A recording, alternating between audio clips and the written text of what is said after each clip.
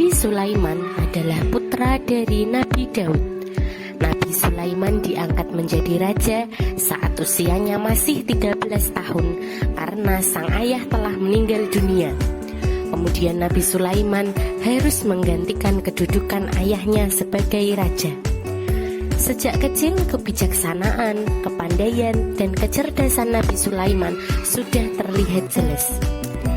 Bahkan ketika menjadi raja, Nabi Sulaiman tidak hanya menjadi raja untuk manusia, tetapi juga menjadi raja untuk binatang dan jin.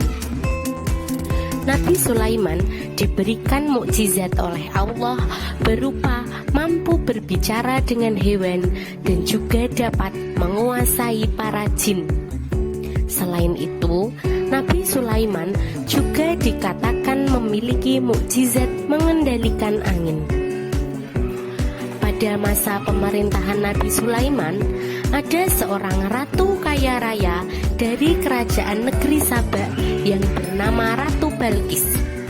Ratu Balqis dan pengikutnya menyembah matahari. Kemudian Nabi Sulaiman mengirim surat kepada Ratu Balqis melalui burung hudhud yang isinya ingin bertemu dengan Ratu Balqis dan menyampaikan bahwa yang dilakukan Ratu Balqis dan pengikutnya adalah tidak benar. Akan tetapi, pejabat di negeri Saba marah dan ingin melakukan peperangan dengan kerajaan Nabi Sulaiman karena Nabi Sulaiman dianggap telah menghina Tuhan mereka. Namun Ratu Balqis memilih rencana lain.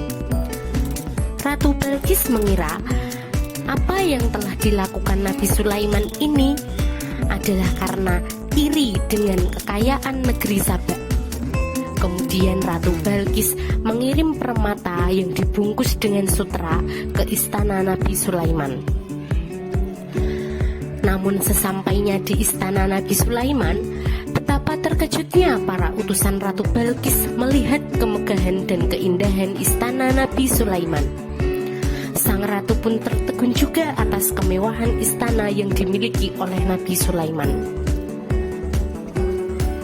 Setelah berbincang dan diberikan pengertian tentang keesaan Allah, Ratu Balqis akhirnya menyadari bahwa apa yang telah ia sembah bukanlah Tuhan.